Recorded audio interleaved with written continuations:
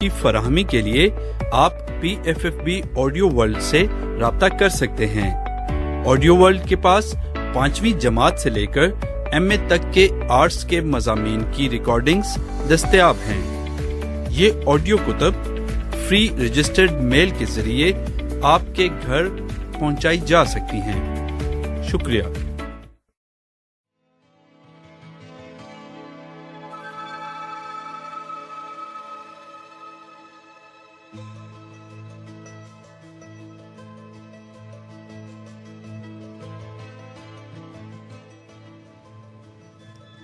سفر در سفر، Ashfaq Ahmad, cassette number 3۔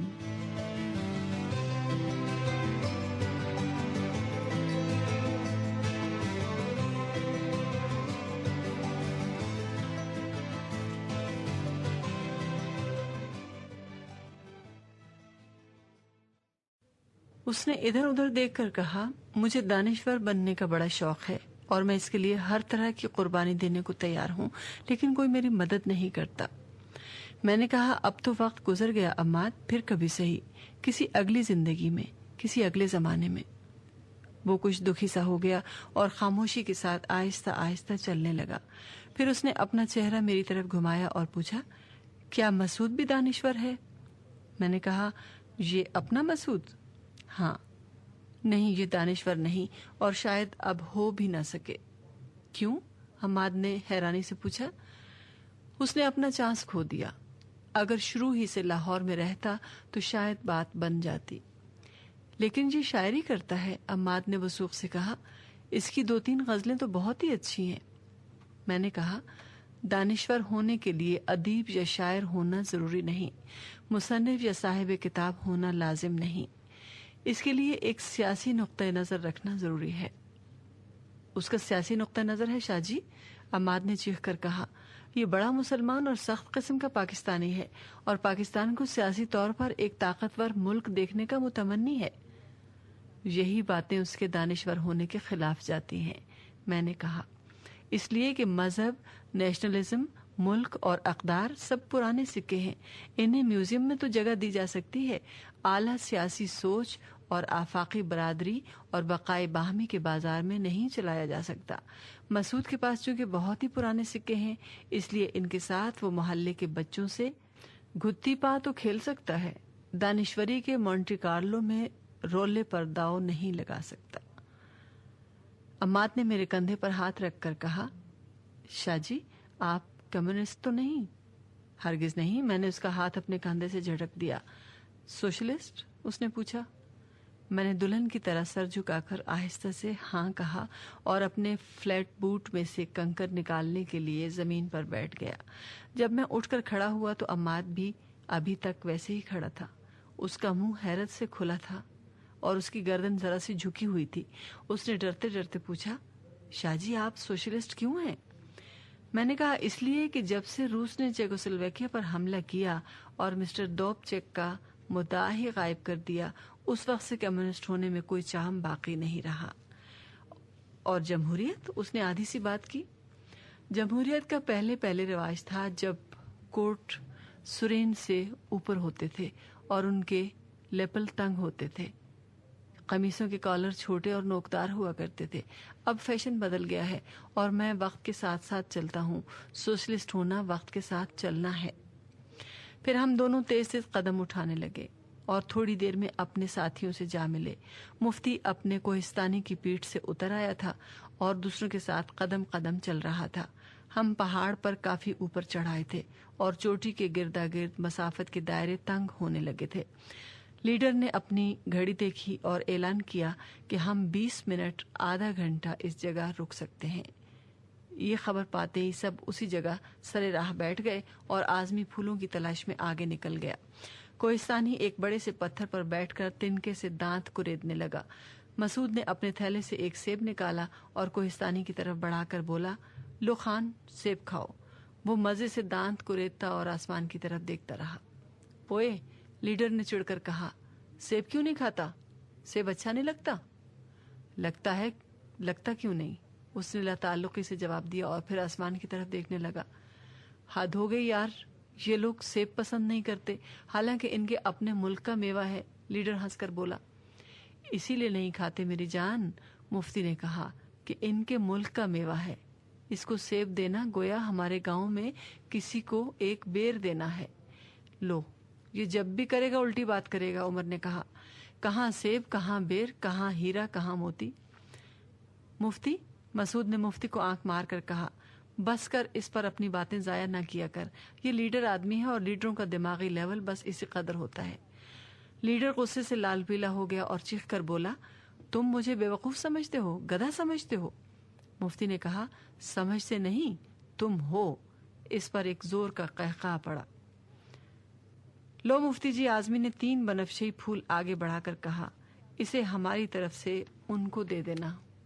مسعود نے سوالیہ نگاہوں سے آزمی کی طرف دیکھا تو اس نے اپنی قینچی جیسی نگاہیں میرے اوپر گاڑ دی. میں نے کہا, یہ کوہستانی کا سیب کھا رہا ہے. آزمی نے کہا, یہ سیب کی بات نہیں زیب کی بات ہے. کیا نام تھا ان کا؟ کن کا؟ میں نے زچ ہو کر کہا. وہی جو دھرم پورے لاہور میں رہتی تھی. عالم بی بی. مفتی نے یوں کہا جیسے کسی ملک کا دارالخلافہ بتایا ہو. ہاں عالم بی بی, عالم بی بی. آزمی کی آنکھیں چمکی. یہ پھول میں ان کے لیے لایا تھا. مفتی, لیڈر نے غصے سے کہا, اس عالم بی بی نے بڑا تنگ کیا ہے. سچ مچ بتا وہ کون تھی؟ اماد, جو پہلے ہم جیسا تھا لیکن اب بہت زیادہ نیک دل ہو گیا ہے. عالم بی بی کا نام سن کر چونکا.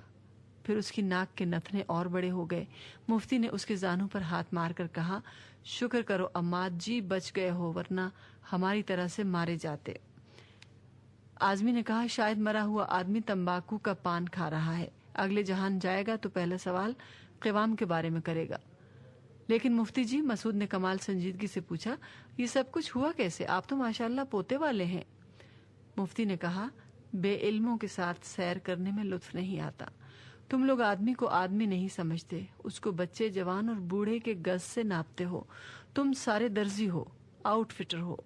اب کوئی ٹیلر ماسٹروں کو کیسے سمجھائے کہ مرد شروع دن سے لے کر آخر تک مرد ہوتا ہے اور اس کے تمام اعضاء اسی طرح کام کرتے ہیں جیسے پہلے دن کر رہے تھے. عمر گزرنے سے کوئی عضو اپنی ڈیوٹی نہیں بدلا کرتا. لعنت ہو تجھ پر, لیڈر نے اس کے سر پر سوٹی مار کر کہا. اس کا سر سفید ہو گیا لیکن جوانوں کی سی سوچ نہ گئی.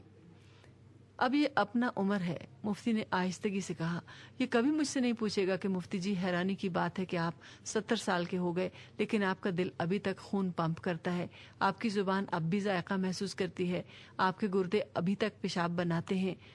پھر وہ ذرا دیر کے لیے خاموش ہو گیا اور پان دائیں سے بائیں گال میں بدل کر بولا, یارو, بچوں پر اور عنفوان شباب پر اور جوانی پر اور ادھیڑ عمر کی نفسیات اور جنسیات پر تو بہت کچھ لکھا جا چکا ہے لیکن بوڑھوں پر ابھی تک کچھ نہیں لکھا گیا. کسی نے اس طرف توجہ ہی نہیں دی. دراصل بوڑھے کو ایک فرائڈ کی شدت سے ضرورت ہے. جب تک وہ نیا فرائڈ پیدا نہیں ہوگا تم جیسے لوگ بے علم ہی مر جائیں گے. مسعود نے دونوں ہاتھ اوپر اٹھا کر کہا, اے بابا, ہمیں بوڑھوں کے بارے میں کچھ بتا. مفتی نے کہا, سنو میرے پیارے بچوں, بوڑھے دراصل بوڑھے نہیں ہوتے, وہ انسان ہوتے ہیں. سوسائٹی کا خوف, اخلاقی اقدار اور لوک لاج بوڑھوں کو ان کی نارمل جنسی زندگی بسر کرنے نہیں دیتی. چھوٹوں کی تنقید اور اپنے ہم عصروں کے تان سے خوف زدہ ہو کر بوڑھا اپنی جنسی زندگی تجنے پر مجبور ہو جاتا ہے. اس زندگی کو جو 30-35 بلکہ اس سے بھی زیادہ سالوں سے اس کی عادت ثانیہ بن چکی ہوتی ہے, اس کے بدن کا ایک جزو بن چکی ہوتی ہے, اس کی سائیکی کا ایک حصہ ہوتی ہے. یہ بہت بڑا دھچکا ہوتا ہے میرے پیارے بچوں, اور اس دھچکے کو سہارنا بوڑھے ہی کا کام ہوتا ہے. لیکن یہ ٹوٹ اور یہ تھن چھٹ کیفیت بوڑھے کو بد مزاج, چڑچڑا, ضدی, جھکی اور کڑوا بنا دیتی ہے. وہ ہر اس شخص سے جھگڑتا ہے جس کو سوسائٹی کی طرف سے جنسی عمل کی اجازت ہو, ہر اس فیشن کے خلاف صدائے احتجاج بلند کرتا ہے جس سے جنس کو تقویت ملتی ہو. پنجرے کا شیر ہر آزاد تماشائی پر دھاڑتا ہے اور دیکھنے والے حیران ہوتے ہیں کہ دیکھو اس بڈھے کو کیا ہو گیا ہے.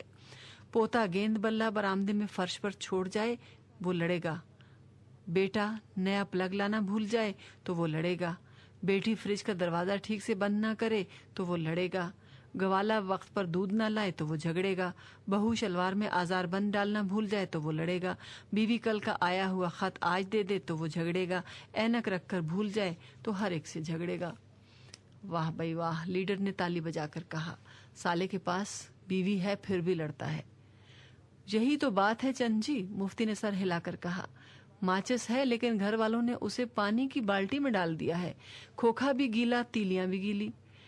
لیکن یار مفتی، آزمی نے شرارت سے کہا، وہ دھرم پورے والی ماچس تو واٹر پروف تھی تو واٹر پروف، مفتی نے اقرار بھرے لہجے میں کہا، لیکن تھی مرکری، ربڑ کی ڈوری سے بندھی تھی، ہاتھ آگے بڑھاؤ تو اچک کر اوپر چلی جاتی تھی، پیچھے ہٹو تو لٹک کر نیچے آ جاتی تھی، نواسے نواسیوں والی تھی لیکن اپنی بیٹی سے جوان تھی۔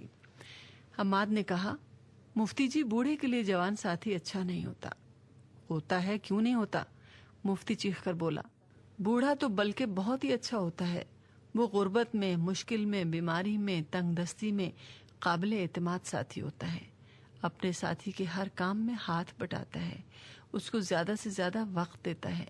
جوانوں کے مقابلے میں چونکہ بوڑھے کی مصروفیات کم ہوتی ہیں، اس لیے محبت میں، اختلاط میں اور تشفی میں سب سے زیادہ وقت انویسٹ کر سکتا ہے، پھر وہ تجربہ کار ہوتا ہے اور اپنے ساتھی کو جسمانی طور پر زیادہ خوش رکھ سکتا ہے۔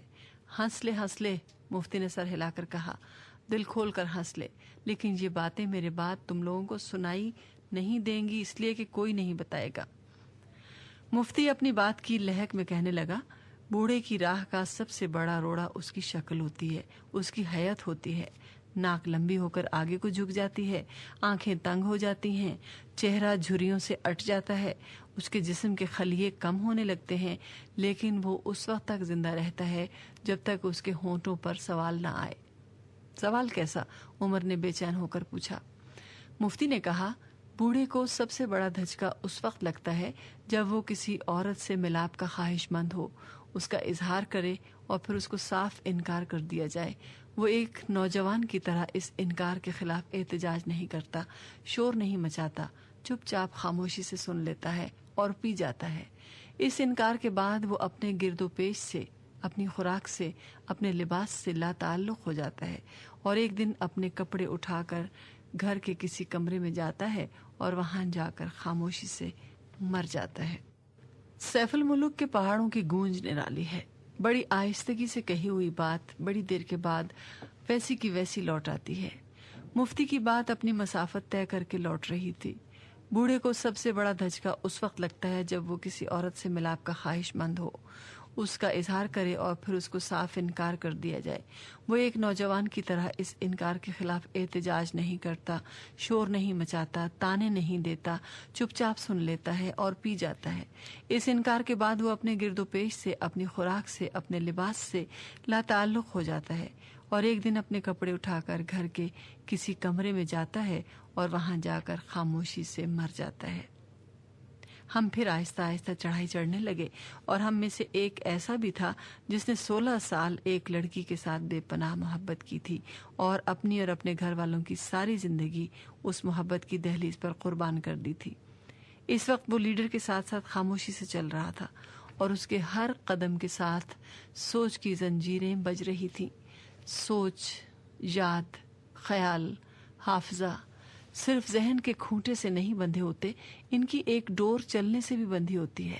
فلموں میں سوچنے والے آدمی کو آگے پیچھے چلتے دکھاتے ہیں۔ پنجاب کے لوگ گو تنزن کہتے ہیں کہ فلاں کی عقل گٹوں میں ہے، لیکن حقیقت میں شاید ان کی سائیکی دریافت کر چکی ہے کہ عقل کا اور سوچ کا ٹخنوں سے گہرا تعلق ہے۔ گہری سوچ میں ڈوبا ہوا انسان خاموش اور پرسکون ہوتا ہے، لیکن جب اس کی سوچ کے گرد اس کے شعور اور لاشعور کا عمل الیکٹران اور پروٹون کا پیٹرن بنانے لگتا ہے تو اس کا پاؤں، اس کا گھٹنا یا پوری ٹانگ آپ سے آپ ہلنے لگتی ہے اور سارے جسم میں ارتعاش پیدا کر دیتی ہے۔ یہ ارتعاش اور آرگنزم کا ارتعاش ایک ہی نوعیت کے ہوتے ہیں، فرق صرف اس قدر ہوتا ہے کہ ایک ہائی فائی ہوتا ہے اور دوسرا لو فریکوینسی کا۔ انسانوں نے جب سے ٹانگوں کا استعمال کم کر دیا ہے اور چلنے کے عمل کو محدود بنا دیا ہے، اس وقت سے ان کی جبلی سوچ میں میکانکی رنگ پیدا ہو گیا ہے۔ وہ روبوٹ کی طرح مسائل حل کر دیتے ہیں، لیکن دوسرے جانداروں کی طرح مسائل کی فطرت اور ان کی روح سے واقف نہیں ہوتے۔ ان کے مسائل کے درمیان ایک رشتہ پیدا نہیں ہوتا، آپس میں نیوندرا بھاجی کا برتارا نہیں ہوتا۔ میں اعداد و شمار تو پیش نہیں کر سکتا، لیکن اپنے مشاہدے کی بنا پر ایک بات یقین سے کہہ سکتا ہوں کہ لفٹ میں سوار ہو کر 15ویں منزل پر جا کر اپنی محبوبہ سے ملنے والا انسان اس نوجوان سے مختلف ہوتا ہے جو کوٹھے ٹاپ کر اور اپنے گٹے گوڑے چھلوا کر محبوبہ کے بالا خانے میں پہنچتا ہے، جو اپنی پیش قدمی میں اپنی ٹانگیں استعمال کرتا ہے، انہیں اپنے ذہن اور اپنی سوچ کے ساتھ ہم آہنگ کرتا ہے۔ اسی طرح کار میں سوار ہو کر وقت مقررہ اور مقام مقررہ پر پہنچنے والا عاشق جب اپنی محبوبہ سے ملتا ہے تو اس کے ذہن اور بدن کا عمل اس نوجوان سے مختلف ہوتا ہے جو نہر کنارے کیکروں کے درختوں میں بھاگتا ہوا پرانی پلی کا چکر کاٹ کر ویران آوے کے پیچھے سے ہو کر کھیت میں ساگ توڑتی محبوبہ سے ملتا ہے۔ جھیل سیف الملوک کا کوئی اثر آثار نہ تھا اور ہم آہستگی سے چلے جا رہے تھے۔ وہ ہم سب سے آگے تھا اور تقریباً اس کے ساتھ ہی لیڈر، پھر میں اور میرے ساتھ عماد، مسعود، اعظمی اور مفتی ذرا پیچھے تھے۔ میں نے دیکھا اس کے ساتھ پرانی یادیں لپٹی ہوئی تھیں اور اس کی ٹانگوں سے سوچنے کا عمل جاری تھا۔ میں نے کہا، دیکھو عماد، اس سالے کی ٹانگوں سے اب بھی یاد کی بیڑیاں بندھی ہیں اور ان کی آواز جہاں تک آ رہی ہے۔ اف شاہ جی، عماد پورے زور سے چلایا۔ میں ابھی یہی فقرہ کہنے کے لیے منہ کھول رہا تھا کہ آپ بول پڑے۔ صرف بیڑیوں کی جگہ میں شیکلز کا لفظ استعمال کر رہا تھا۔ پھر اس نے پلٹ کر کہا، مفتی جی، دو ذہنوں میں ایک خیال ایک ہی وقت میں کیسے آ جاتا ہے؟ اعظمی نے کہا، صلح ہو تو اس کو شاعری میں تو اردو کہتے ہیں، ناراضگی ہو تو سرقہ۔ ویسے اس طرح کبھی ہوا نہیں، واہیات بات ہے۔ ہوتا کیوں نہیں؟ مسعود نے وثوق سے کہا، ٹیلی پیتھی کا نام نہیں سنا؟ یہی تو وہ چیز ہوتی ہے جس سے خیال ایک ذہن سے دوسرے ذہن میں منتقل ہو جاتا ہے۔ مفتی نے کپتان کے کندھے پر ہاتھ مار کر کہا، اتارو یار اتارو مجھے۔ پھر جاہلوں نے ایسی بات شروع کر دی جس کے بارے میں ایل کا نام گگو نہیں جانتے۔ کپتان نے مفتی کو اپنی پیٹھ سے اتار کر نیچے کھڑا کر دیا اور کافی دیر تک مفتی کا ازار بند اس کی ٹانگوں کے درمیان جھولتا رہا۔ اس نے ہم کو ٹیلی پیتھی اور سائیکو کائسس پر ایک لمبا چوڑا لیکچر دے ڈالا اور پیرا سائیکولوجی کی اصطلاحات میں الجھا دیا۔ اب پہاڑ پر راستہ تنگ ہو گیا تھا اور دونوں طرف اگی ہوئی جھاڑیوں کی قسمیں بدل گئی تھیں۔ سب کی شاخیں مختلف تھیں، پتے مختلف تھے، پھول مختلف تھے اور ان کا جسم نیچے رہ جانے والی جھاڑیوں سے مختلف تھا۔ ہم میں سے ہر ایک تھک چکا تھا، لیکن زبان سے کوئی بھی اقرار نہ کرتا تھا۔ پاؤں تو راستے پر ٹھیک پڑتے تھے، لیکن ٹانگوں میں سکت نہیں رہی تھی۔ ہم اپنے قوت کے بل پر نہیں بلکہ قوت ارادی کے بل پر چل رہے تھے۔ قوت ارادی کے بل پر چلنے والے منزل تک تو پہنچ جاتے ہیں، لیکن ان کی شکلیں اور شخصیتیں انسانوں کی سی نہیں رہتی۔ فتح مند اور کامیاب لوگوں کی شکلیں بلڈاگوں کی سی ہوتی ہیں۔ ان کی آنکھیں لال، چہرہ بھرکم اور بازو مضبوط ہوتے ہیں۔ ان کی زبانیں ہر وقت ان کے منہ سے باہر لٹکا کرتی ہیں۔ راہ میں تھک کر سو جانے والے خرگوش بڑے نرمل ہوتے ہیں۔ وہ منزل تک تو نہیں پہنچ سکتے، لیکن ان کی پوستین بڑی نرم، کان بے حد ٹھنڈے اور آنکھیں بڑی شانت ہوتی ہیں۔ وہ مہاتما بدھ کے بھکشو ہوتے ہیں جنہوں نے خواہش کو مار کر اپنے آپ سے صلح کر لی ہوتی ہے اور ان کے اندر سیز فائر ہو چکا ہوتا ہے۔ ہمارے درمیان ایک ایسا ساتھی بھی تھا جو آج سے کئی سال پہلے جب نیا آزاد کشمیر ریڈیو پر ملازم ہو کر آیا تھا تو نوجوان تھا اور تازہ کالج سے برآمد ہوا تھا۔ اس کا چہرہ تانبے کی طرح سرخ تھا اور ویسے ہی خوشبو رکھتا تھا۔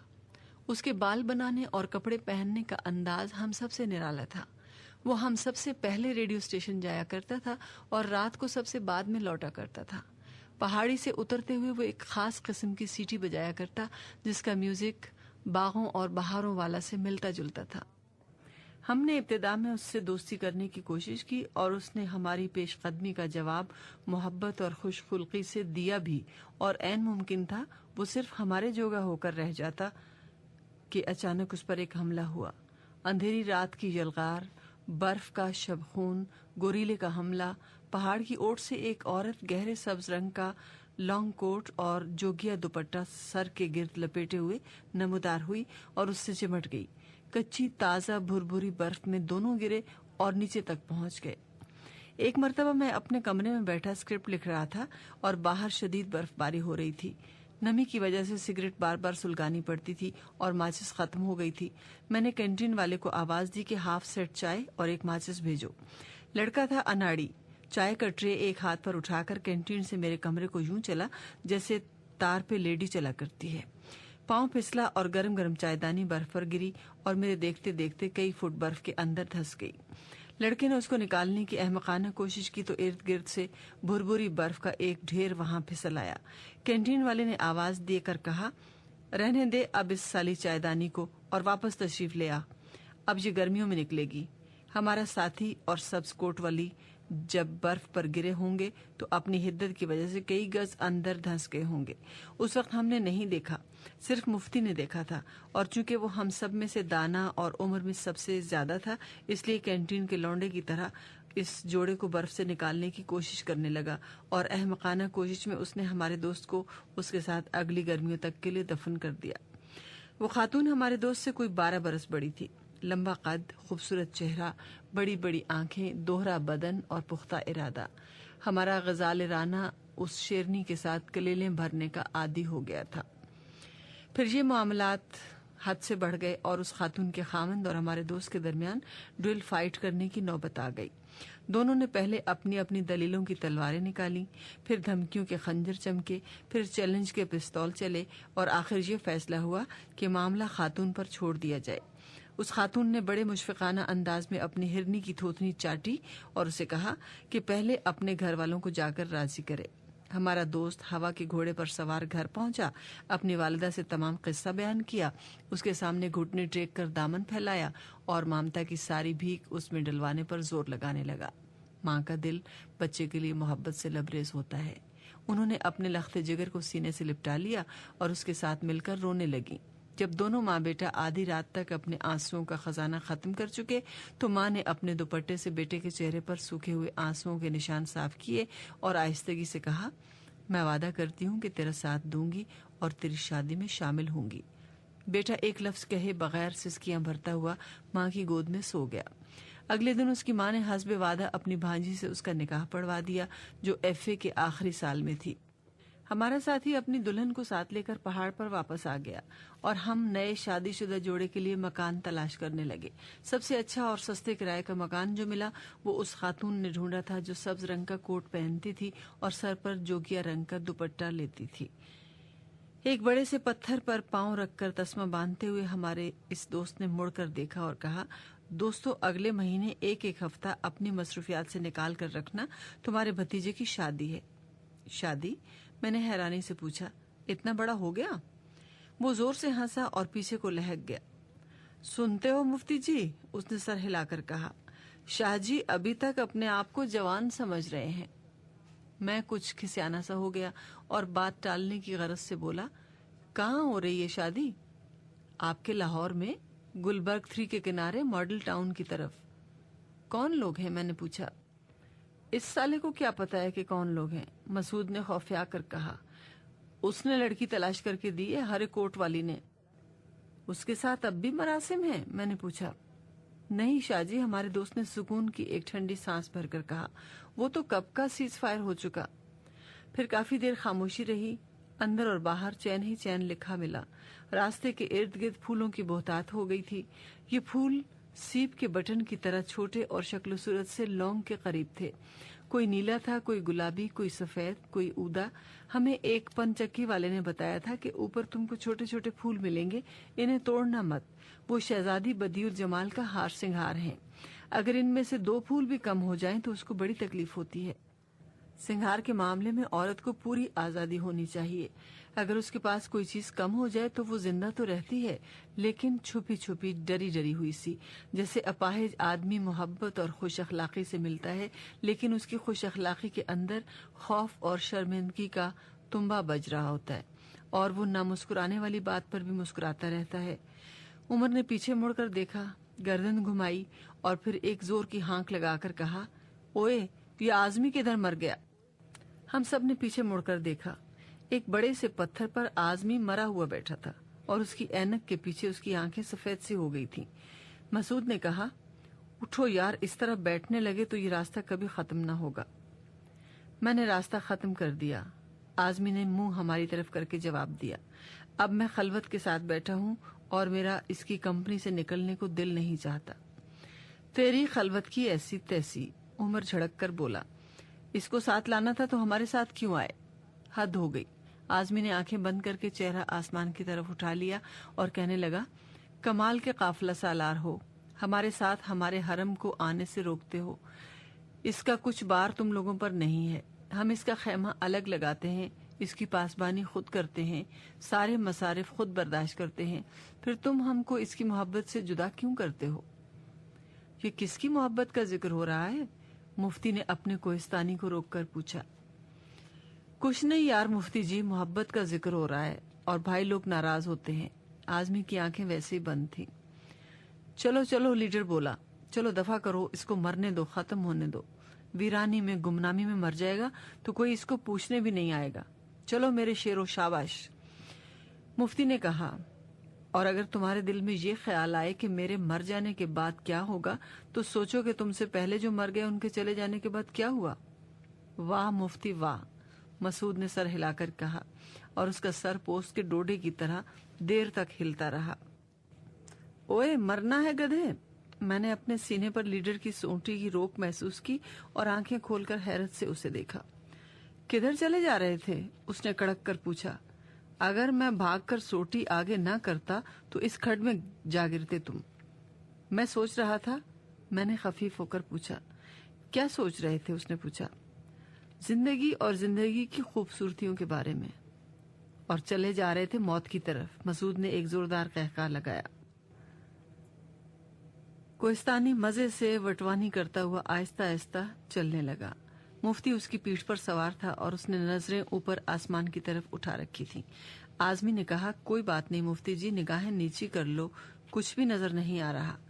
مفتی شرمندہ سا ہو گیا اور کھسیانی ہنسی ہنس کر سر ہلانے لگا۔ کوہستانی دونوں ہاتھوں سے مصروف ایک کھڑی چٹان پر اس طرح چڑھ رہا تھا جیسے تار پر لیڈی چلا کرتی ہے۔ اس کے کندھوں پر مفتی خوف اور شرمندگی اور اکتاہٹ کے ساتھ مسکرانے کی کوشش کر رہا تھا اور اس کی آرزو تھی کہ اب کوہستانی اسے نیچے اتار ہی دے تو اچھا ہے۔ کئی مرتبہ اوپر چڑھا ہوا انسان نیچے نہ اتر سکنے کے خوف سے اور اوپر چڑھنے لگتا ہے، اور جو اور اوپر نہیں چڑھ سکتا وہ سربلندی کے ساتھ چپک کر وقت گزارنے لگتا ہے اور اس کی ساری عمر اسی دشت میں گزرنے لگتی ہے کہ ابھی اسی وقت ایک جھکڑ آئے گا اور اسے بلندی کے سینے سے چمٹے ہوئے پا کر نوچے گا، ہوا میں اچھالے گا اور پھر گہری اور اندھیری غاروں میں گرا دے گا۔ سربلندیوں کے ساتھ چپکے ہوئے لوگ جھکڑوں کے خوف سے راتوں کو بھی نہیں سو سکتے۔ ان کی ساری عمر جاگتے رہنے اور چپکے رہنے میں بسر ہو جاتی ہے۔ پست لوگ جو عام طور پر زمین پر رہتے ہیں اور زمینوں پر چلنے میں جھکڑوں سے بڑے لطف اندوز ہوتے ہیں۔ جب میں چھوٹا تھا اور پست تھا اور زمین پر چلتا تھا، اس وقت میری سب سے بڑی لگژری بگولوں کے پیچھے بھاگنا تھا۔ تو دھرمسالے کس سن میں آیا تھا مفتی؟ لیڈر نے پوچھا۔ 1935 میں۔ 35 میں؟ لیڈر نے حیران ہو کر کہا، اس وقت تو میں بھی اسکول میں پڑھتا تھا، تو نے مجھے دیکھا کیوں نہیں؟ مفتی نے کہا، وہاں سینکڑوں طالب علم تھے، سال بے سال اور آ جاتے تھے، میں کس کس کو یاد رکھتا بھلا؟ واہ بھائی واہ، لیڈر ناراض ہو کر بولا، میں تو اپنے اسکول کا سب سے خوبصورت لڑکا تھا، مجھے کوئی کیسے بھول سکتا ہے؟ مجھے خوبصورت لڑکوں میں کبھی کوئی دلچسپی نہیں رہی، مفتی نے لاپرواہی سے جواب دیا۔ لے بھائی، آزمی نے سر ہلا کر کہا، یہ جو لیڈر نے کھٹ سے پہلو بدلا تھا اور ہم اسے پہلو بدلنا سمجھ رہے تھے، دراصل موضوع کو اپنی طرف گھیر کے لانا تھا۔ تم کو کس نے بتایا کہ تم خوبصورت تھے؟ عماد نے سنجیدگی سے پوچھا۔ دھرمسالے کے انگریز ایس پی نے، لیڈر نے اسی سنجیدگی سے جواب دیا۔ کیا کہا تھا اس نے؟ وہ مجھ پر عاشق ہو گیا تھا۔ لیکن تمہیں کس طرح معلوم ہوا؟ اس نے مجھے اپنی کوٹھی میں آنے کا اشارہ کیا تھا۔ شاید وہ تم سے برآمدے میں ٹاکی مروانا چاہتا ہو؟ بالکل نہیں، اس نے مجھے آنکھ بھی ماری تھی۔ انگریز لوگ تو آنکھ مارنے کی یوں ہی عادی ہوتے تھے، ان کا آنکھ مارنا دیسی آنکھ مارنا تو نہیں تھا. وہ ہمارے اسکول بھی آیا کرتا تھا. انگریز کے زمانے میں کوئی بھی گورا کسی وقت بھی اسکول کا معائنہ کر سکتا تھا. وہ اسکول کے اندر تھوڑی آتا تھا, لیڈر نے چڑ کر کہا. وہ تو چھٹی کے وقت گیٹ پر کھڑا ہوتا تھا. لیکن تمہیں کیسے پتا چلا کہ وہ تمہارے لیے گیٹ پر کھڑا ہوتا تھا؟ وہ اس لیے کہ جب میں اسکول سے نکلتا تو ہولے ہولے میرے پیچھے چلنے لگتا. شاید وہ کسی تفتیش کے سلسلے میں وہاں آتا ہو اور اس کا تم پر شک ہو. مجھ پر کیا شک ہو سکتا تھا بھلا؟ میں تو اس وقت 7ویں میں پڑھتا تھا. تم نے خود ہی تو بتایا تھا کہ تمہارے والد مسلم لیگ کے سرکردہ لیڈر تھے. مسلم لیگ کا ایس پی سے کیا تعلق؟ واہ, اس زمانے میں ہر سیاسی آدمی اور اس کے بچے پر انگریز افسر کا شک ہوتا تھا. نہیں نہیں بکو مت, لیڈر نے چلا کر کہا. وہ مجھ پر عاشق تھا. او ہو, لیکن کچھ پتہ بھی چلے کہ اس کے عشق کا طریقہ واردات کیا تھا. بس بس, آزمی نے ہاتھ اوپر اٹھا کر کہا. زیادہ تفصیلات میں جاننے کی ضرورت نہیں. ہمیں ہر حال میں لیڈر کے حال پر نگاہ رکھنی ہے, اس کے ماضی پر نہیں. مفتی نے بڑے شریفانہ انداز میں کہا. یارو, تم تو لیڈر کو انٹروگیٹ کر رہے ہو. جب اس نے کہہ دیا ہے کہ انگریز اس پر عاشق تھا تو تم تسلیم کیوں نہیں کر لیتے؟ ہاں, ہمارے لیے اس سے بڑا فخر کا مقام اور کون سا ہو سکتا ہے کہ ہمارے لیڈر پر انگریز حکمران عاشق رہے ہیں. آزمی نے منہ پکا کر کے کہا. دیکھو دیکھو مفتی, مسعود چیخا, یہ آزمی جان بوجھ کر جمع کا صیغہ استعمال کر رہا ہے. عماد ابھی تک اس معاملے میں سنجیدہ تھا اور بات کی تہہ کو پہنچنا چاہتا تھا. اس نے ذرا رک کر اپنا چہرہ لیڈر کی طرف پھیرا اور پوچھا, اس ڈی ایس پی کا نام کیا تھا؟ ڈی ایس پی نہیں, ایس پی تھا, لیڈر نے تنک کر کہا. دیکھا دیکھا, آزمی دکھ بھرے لہجے میں بولا. یہ جان بوجھ کر لیڈر کا مرتبہ کم کر رہا ہے. یہ ارادتاً ایس پی کو ڈی ایس پی بتا کر لیڈر کی بے عزتی کر رہا ہے. اس پر ہم سب نے یک زبان ہو کر احتجاج کیا تو عماد نے معافی مانگ لی اور خدا کی قسم کھا کر کہا کہ اس کا مقصد لیڈر کی تحقیر کرنا نہیں تھا, بلکہ وہ بھول گیا تھا کہ ایس پی تھا یا ڈی ایس پی. مفتی نے کہا, خیر یار کوئی بات نہیں, ایس پی ہو یا ڈی ایس پی, لیکن تھا انگریز, اور ایک دیسی بچے کے والدین کے لیے اس سے بڑا اعزاز اور کیا ہوگا کہ ان کے صاحبزادے پر ایک انگریز عاشق ہے. مفتی کی یہ بات سن کر لیڈر کو قدرے سکون ہوا اور وہ سر اوپر کر کے چلنے لگا. ابھی ہم 10-12 قدم ہی اوپر چڑھے ہوں گے کہ مسعود نے بڑی محبت کے ساتھ کہا, یار لیڈر, تمہارا ایس پی جوان تھا یا ادھیڑ عمر کا؟ جوان ہی تھا, لیڈر نے کہا.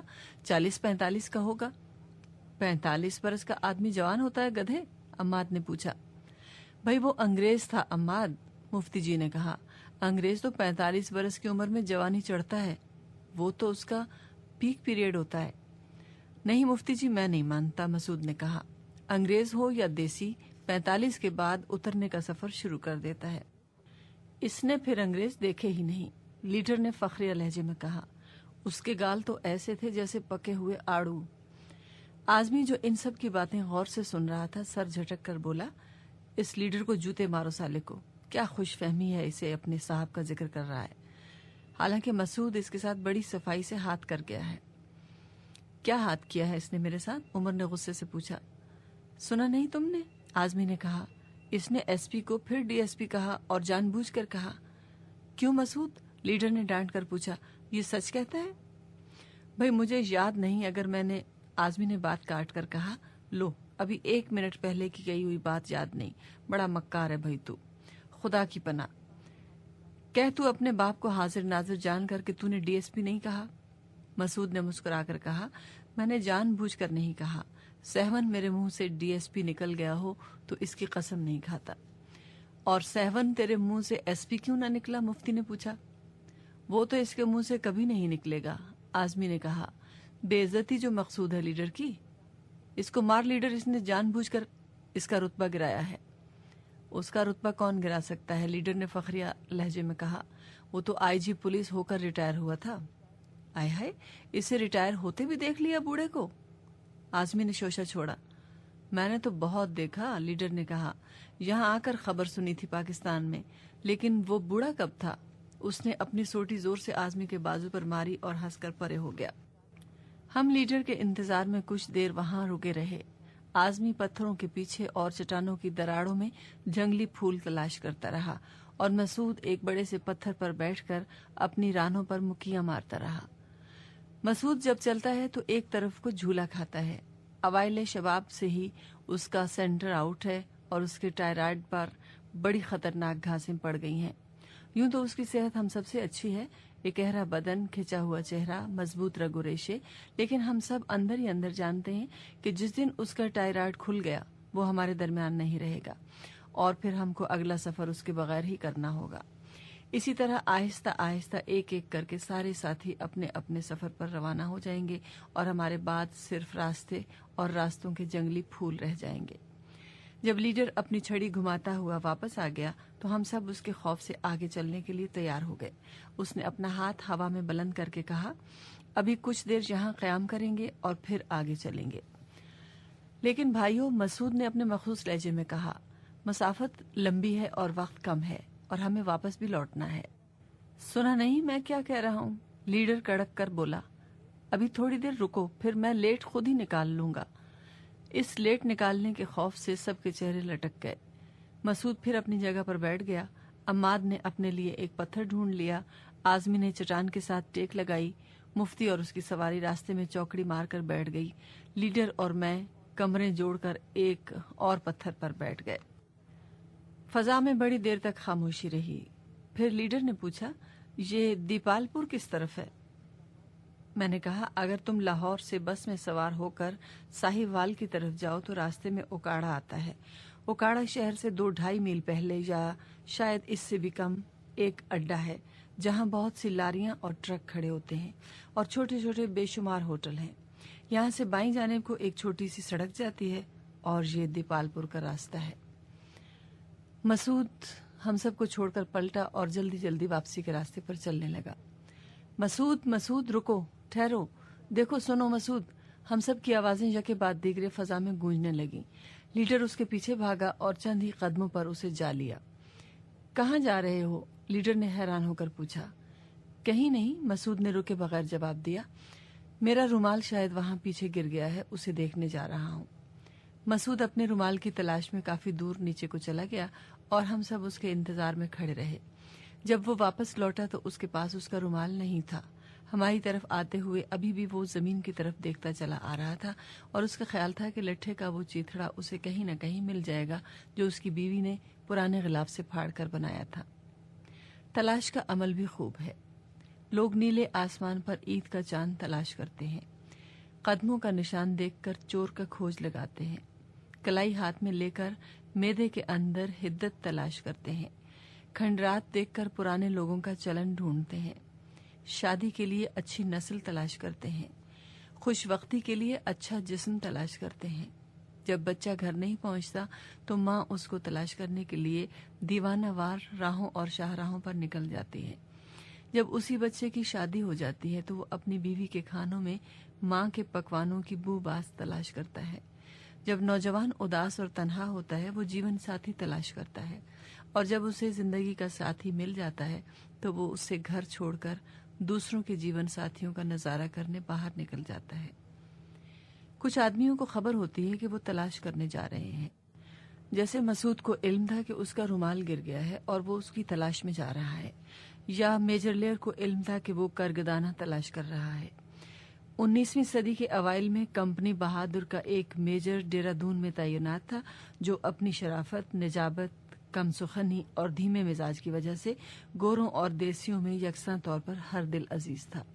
اس میجر لیئر کے 3 بچے اور سنہری بالوں اور نیلی آنکھوں والی ایک بیوی تھی جو گھوڑ سواری کی بہت شوقین تھی. اس کے بنگلے پر طرح طرح کے گھوڑے بندھے تھے. وہاں کچھ اسی قسم کے گھڑ سوار بھی مختلف سرونٹ کوارٹروں میں جمع ہوتے تھے.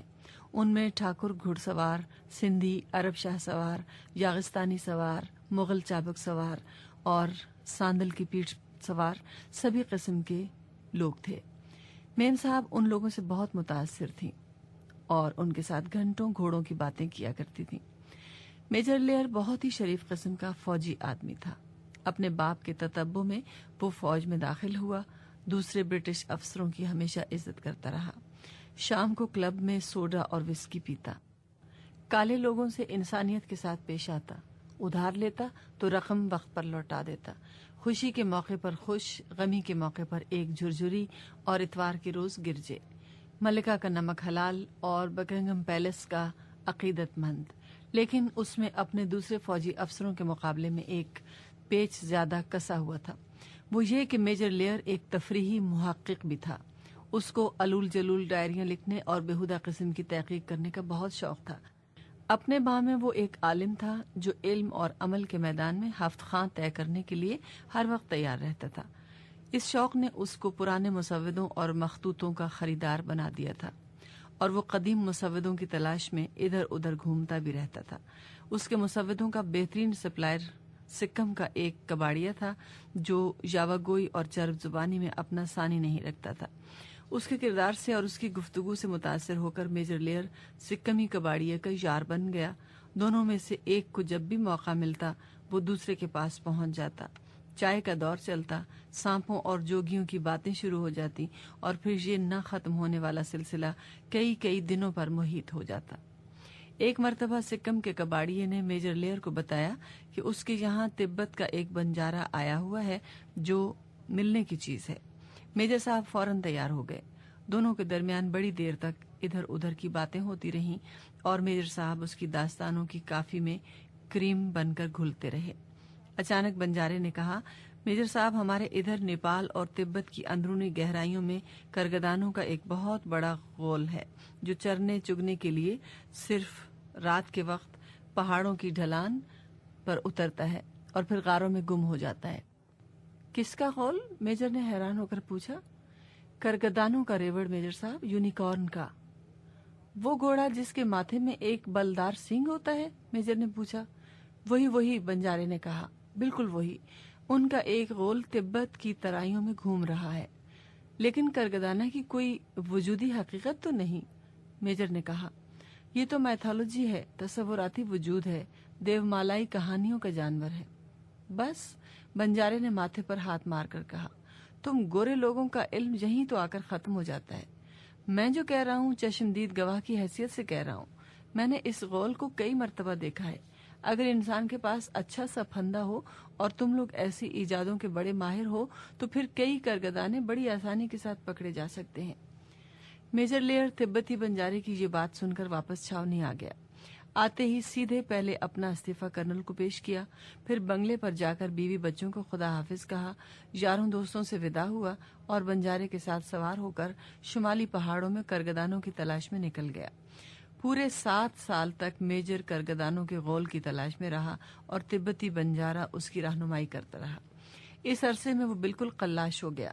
بھوک پیاس سے ہڈیوں کا ڈھانچہ سا رہ گیا۔ پریدہ رنگ، دریدہ لباس، جہاں بھی جا کھڑا ہوتا تو لوگ دیوانہ دیوانہ کہہ کر اس کے قریب سے بھاگ جاتے۔ تبت کے نواحی گاؤں میں اس کی کہانیاں مشہور ہو گئیں، لیکن اس نے تلاش کی مہم جاری رکھی۔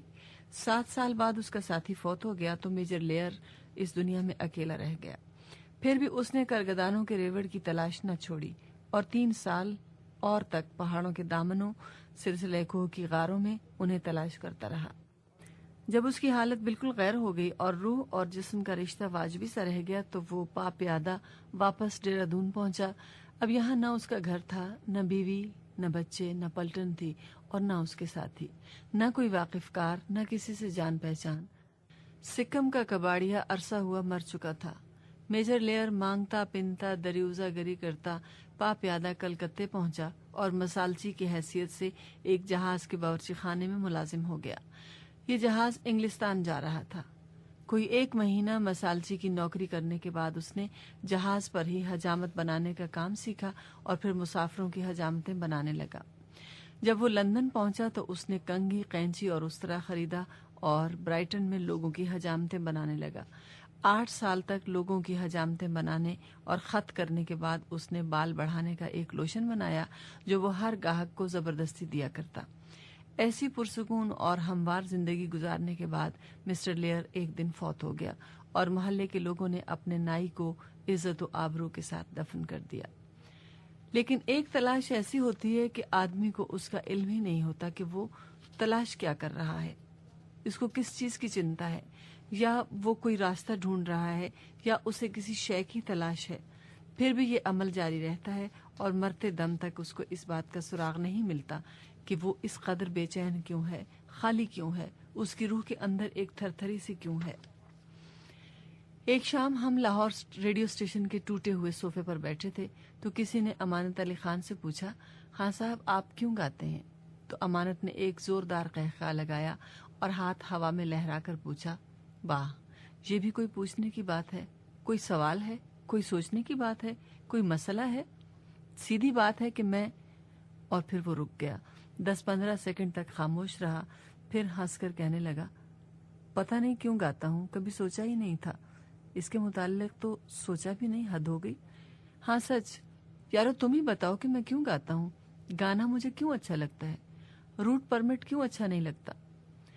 پھر ہم سب خاموش ہو گئے اور اپنی اپنی جگہ غور کرنے لگے، لیکن کوئی خاص نتیجہ برآمد نہ ہوا۔ ہمارے درمیان ایک پرانا دھرانا، سیانہ اور پڑھا لکھا فلسفی بھی تھا۔ اس نے انگلی اوپر اٹھا کر کہا، یہ تلاش کا مسئلہ ہے۔ آرٹسٹ کے اندر جستجو ہوتی ہے، حقیقت کی جستجو، اپنی تلاش، حق کی تلاش، کھوئے ہوئے کی تلاش، نہ کھوئے ہوئے کی جستجو۔ وہ کھوج میں گاتا ہے، تصویریں بناتا ہے، سنگ تراشی کرتا ہے، شعر لکھتا ہے، رقص کرتا ہے اور دور نکل جاتا ہے۔ لیکن مجھے تو کسی کی تلاش نہیں، امانت نے کہا، میں نے کسی کو نہیں کھویا، مجھے تو کسی کی جستجو نہیں، پھر میں کیوں گاتا ہوں؟ اور ہم سب نے سوچا کہ چونکہ اس نے گانا سیکھا ہے اس لیے گاتا ہے، اور چونکہ اس کے گھرانے کی ریت یہی ہے اس لیے وہ اس ریت کو نبھا رہا ہے۔ لیکن ہم سب غلط سمجھتے تھے، چونکہ ابھی تک کوئی ایسا آلہ وضع نہیں ہوا جو انسان کے اندر کو ماپ سکے اور اس کی گہرائی کو آنک سکے، اس لیے ہم نے ایک غلط فیصلہ کیا تھا، اور اس فیصلے میں خود آرٹسٹ بھی شریک تھا، بلکہ پیش تھا۔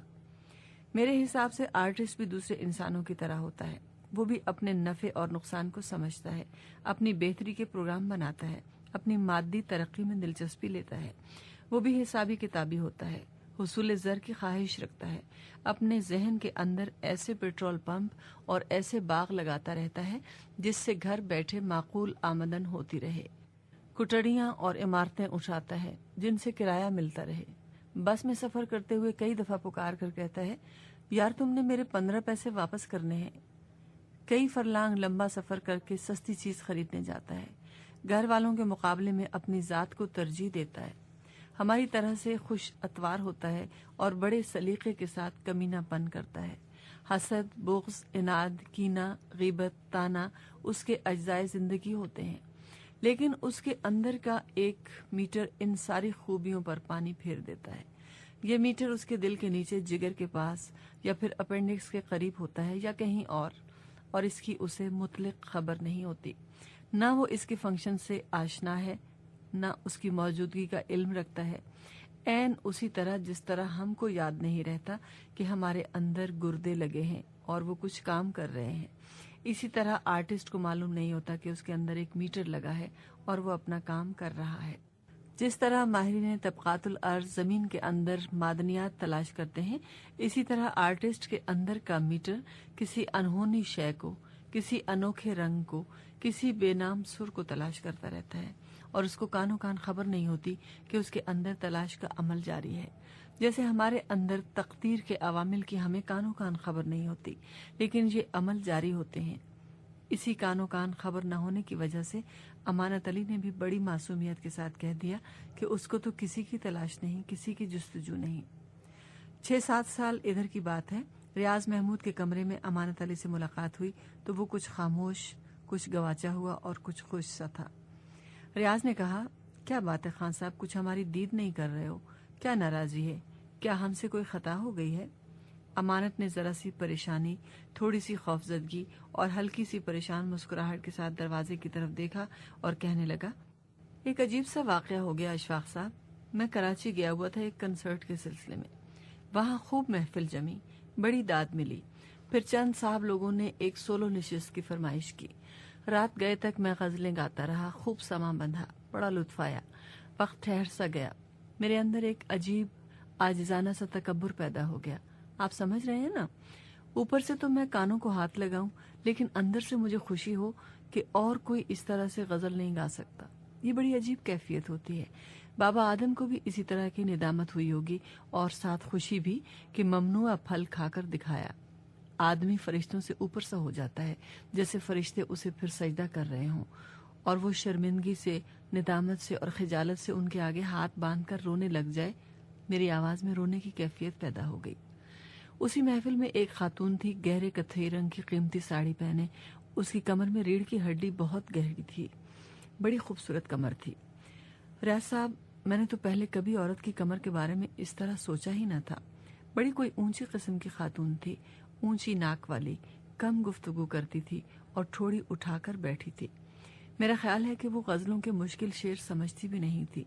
وہ ایسی خوبصورت اور اتنی طرحدار تھی اشفاق صاحب کہ میرا دل چاہنے لگا کہ میں اس سے کوئی بات کروں اور وہ مجھے میرے سوال کا لمبا جواب دے، کافی لمبا، دیر تک نہ ختم ہونے والا۔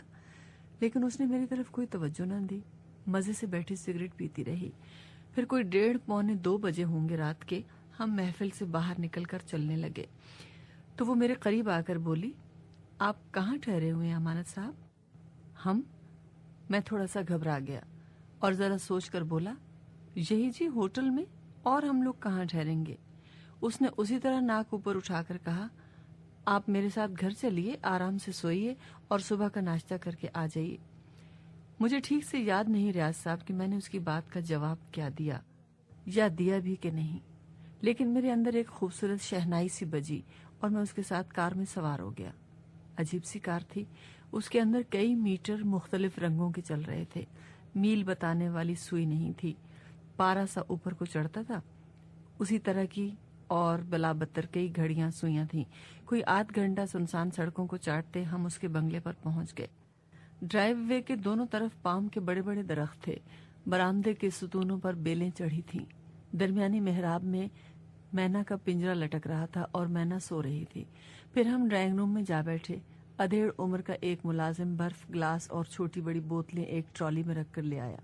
اس نے بلور کے ایک گلاس میں ہلکی کافی کے رنگ کی شراب ڈالی اور چاندی کے چمٹی سے برف کے ٹکڑے پکڑ کر اس میں چھوڑ دیے۔ پھر کہنے لگی، آپ کون ہیں امانت صاحب؟ میں نے جلدی سے کہا، ہم جی پٹیالے کے رہنے والے ہیں اور ہمارا گھرانہ پٹیالے کی گائکی کا گھرانہ ہے، اور میرے دادا مہاراج کے دربار میں کرنیل کا رتبہ رکھتے تھے، اور انہوں نے اپنے زمانے میں… لیکن وہ مسکرانے لگی اور ہنس کر بولی، میں نے پوچھا تھا آپ کون ہیں؟ میں تو جی شرمندہ سا ہو گیا اور سوچنے لگا کہ اب اس کو کیا بتاؤں کہ میں کون ہوں، اور سچ جانے تو مجھے خود بھی یاد نہیں رہا تھا کہ میں کون ہوں۔ ایک خاموشی سی چھا گئی۔ اس رات میں نے بہشت دیکھا ریاض صاحب۔ مجھے تو پتہ ہی نہیں تھا کہ بہشت کیسا ہوتا ہے، بس کتابوں میں پڑھا تھا اور بزرگوں سے سنا تھا، لیکن اصل بہشت اشفاق صاحب آپ میں سے کسی کو بھی معلوم نہیں کہ کیسا ہوتا ہے۔ جس طرح جس آدمی نے کبھی رائے ونڈ نہیں دیکھا اس کو اپنے علم کے ذریعے معلوم ہوتا ہے کہ رائے ونڈ کیسا ہوگا، لیکن اصل رائے ونڈ اور ہی طرح کا ہوتا ہے، کتاب والے اور علم والے رائے ونڈ سے مختلف۔ اسی طرح اصل بہشت اور ہے اور کتاب کا بہشت اور۔ صبح جب بابا ناشتہ لایا تو ہم ڈرائنگ روم میں ہی بیٹھے تھے۔ جب وہ مجھے اپنی کار میں ڈال کر ہوٹل کے لیے چلی تو مینا جاگ چکی تھی اور چونچ سے پر کرید رہی تھی۔ اس نے سارے راستے کوئی بات نہ کی اور مجھے ہوٹل پر اتار خدا حافظ کہہ کر چلی گئی۔ جاتی ہوئی کار میں میں نے آخری چیز اس کا پرس اور پرس کے پاس پڑی ہوئی سگریٹوں کی ڈبی دیکھی تھی۔ تم نے اس کا پتہ نوٹ نہیں کیا امانت؟ ریاض نے ہکلا کر پوچھا۔ کیا جناب، کیوں نہیں؟ یہ دیکھو نوٹ بک میں درج ہے، فون نمبر بھی ہے۔ بس تو پھر مزے ہیں، ریاض نے کہا۔ لیکن خوف سا بھی ہے ریاض بھائی، اور اس خوف کی مجھے کوئی وجہ معلوم نہیں ہوتی۔ یہ وہ زمانہ تھا جب امانت نے بڑے خوبصورت کڑے ہوئے ریشمی کرتے پہننے شروع کیے، گریبان کے آگے بل کھاتے ڈورے اور آستینوں کے پاس ڈولتے ہوئے پھومن، لیکن یہ ساری آرائش، یہ خوبصورتی اور اتنی بہت مقبولیت اس کا خوف اور اداسی دور نہ کر سکی۔ پھر ایک دن دل کے ہاتھوں مجبور ہو کر وہ چپ چاپ اکیلا کراچی چلا گیا۔ شاید کوئی اور بھی جانتا ہو، لیکن مجھے اور ریاض محمود کو اچھی طرح معلوم تھا کہ وہ کہاں گیا ہے اور کس کم گو کی آواز سننے کے لیے ترستا گیا ہے۔ دنیا کے اتنے گلوکاروں میں سے اس کو صرف ایک وہی آواز پسند آتی تھی جو شاید رک رک کر نکلتی تھی، لیکن ہر فقرے پر پورے سر لگتے تھے۔ تیسرے دن امانت واپس آ گیا۔ ہم نے اس سے گوہر مقصود کی بابت پوچھا تو کھسیانی سی ہنسی ہنس کر خاموش ہو گیا۔ ریاض نے کہا، اشفاق صاحب، یہ بہشت سے نکلنے کا افسوس ہے اور اس میں بات کرنی مشکل ہو جاتی ہے۔ امانت نے کہا، کون سا بہشت اور کیسا بہشت ریاض صاحب؟ وہاں تو کوئی بھی نہیں، کچھ بھی نہیں، ایک خواب سا تھا، اب اس کی یاد باقی رہ گئی ہے۔ کراچی پہنچ کر میں سیدھا اس کے بنگلے پر گیا تھا۔ گھنٹی بجائی، اندر سے ایک بوڑھا پارسی نکلا۔ میں نے بیگم صاحب کی بابت پوچھا تو اس نے کہا، کون سی بیگم صاحب؟ بابا، کدھر کی بیگم صاحب؟ ادھر تو کوئی ایسا نہیں۔ میں نے نوٹ بک آگے کر دی۔ اس نے غور سے نام اور پتہ پڑھا، پھر ہنس کر بولا، وہ تو یہ بنگلہ چھوڑ گئی، یہ تو ہم نے کرائے پر لے لیا ہے۔ اور وہ کہاں چلی گئی؟ اس کا ہم کو کیا معلوم، ہم کوئی ہر ایک کا نام اور پتہ تو نوٹ کر کے نہیں رکھتا۔ جاؤ شاباش۔ میں نوٹ بک جیب میں ڈال کر واپس چلا آیا۔ تھوڑی سی کوشش کی، جہاں جہاں سے ان کا پتہ معلوم کر سکتا تھا کیا، لیکن کوئی اثر آثار ان کا نہ ملا۔ پتہ نہیں وہ سچ مچ کوئی مخلوق تھی یا مجھے دھوکا ہوا تھا۔ جب مجھے مینا کا پنجرہ یاد آتا ہے تو لگتا ہے کہ خواب تھا، کوئی طلسماتی مقام تھا۔ ہم دونوں اس کے ساتھ مل کر اندازہ لگاتے رہے، لیکن کسی نتیجے پر پہنچ نہ سکے۔ پھر امانت گاتا رہا اور خوب گاتا رہا اور خوب خوش رہا اور ہم سے ملتا رہا اور اس واقعے پر ہنستا رہا، ہم کو ہنساتا رہا، لطیفے سناتا رہا اور بس کنڈکٹر سے 15 پیسے بھی واپس مانگتا رہا۔ لیکن اس کے اندر تلاش کا گگر کاؤنٹر اور تیز ہو گیا۔ مینا والی کی تلاش نہیں، صاحب نظر لوگوں کی تلاش نہیں، بس تلاش تلاش تلاش، جس کا احساس آرٹسٹ کو کبھی نہیں ہوتا۔ جیسے سائیکل سوار کو کبھی پتہ نہیں چلتا کہ وہ پاؤں چلا رہا ہے، آدمی کو محسوس نہیں ہوتا کہ اس کی رگوں میں خون دوڑ رہا ہے۔ جب امانت علی مر گیا اور اس کی موت کی خبر سارے ملک میں پھیل گئی تو اجمل ایکٹر سڑک کے کنارے کھڑا تھا۔ اس نے مجھے ہاتھ دے کر روکا اور میرے ساتھ والی سیٹ پر بیٹھ گیا۔ تھوڑی دیر بعد اپنے چہرے کو مخصوص انداز میں ٹوچ کرنے کے بعد بولا، بھائی جی، اے دسو کہ امانت مر کیوں گیا؟ میں نے کہا، اجمل صاحب، آرٹسٹ مرتا نہیں، روٹ جاتا ہے۔ کہنے لگا، پاجی رس جاندہ ہے کدے نال؟ میں نے کہا، اپنے ماحول کے ساتھ، انہونیوں کے ساتھ، اور اس میں اجمل صاحب معاشرے کا اور ماحول کا بھی کوئی قصور نہیں ہوتا۔ معاشرہ بڑا اچھا ہوتا ہے، آرٹسٹ سے بڑی محبت کرتا ہے، اس کی بڑی ضدیں پوری کرتا ہے، اس کو مرنے سے، شراب پینے سے، تباہ ہونے سے نہیں روکتا، لیکن پھر معاشرے کا بھی چند چیزوں پر بس نہیں چلتا۔ او کس طرح؟ اجمل نے پوچھا۔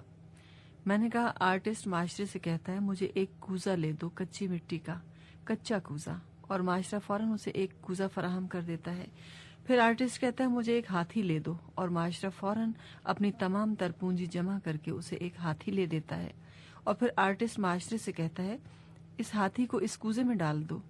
اس وقت معاشرہ مجبور ہو جاتا ہے اور اپنی بے بسی کا اظہار کرتا ہے۔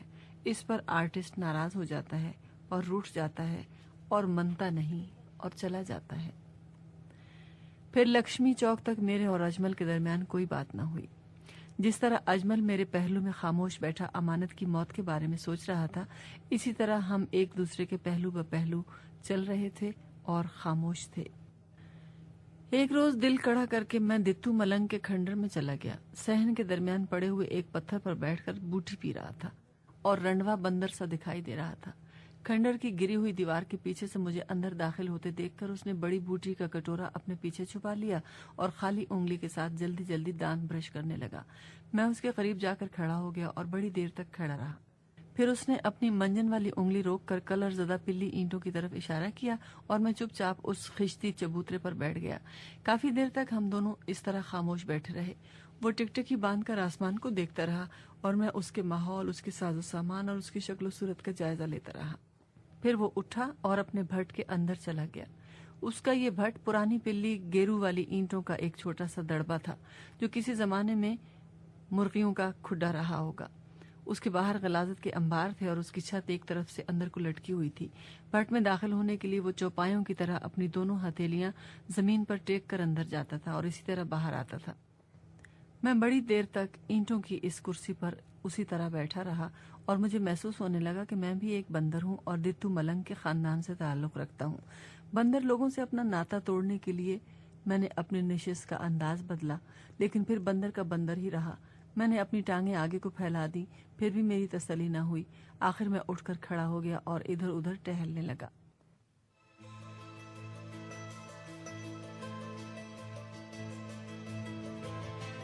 سفر در سفر، اس کے ساتھ ہی کیسٹ نمبر 3 اختتام کو پہنچے۔ بقیہ صفحات سننے کے لیے کیسٹ نمبر 4 لگا لیجیے۔ شکریہ۔ اگر آپ بولتی کتابوں کے بارے میں ہم سے رابطہ کرنا چاہیں تو PO باکس نمبر 1652 یا ٹیلی فون نمبر 2253-803 پر سائمہ عمار سے رابطہ کیجیے۔ شکریہ۔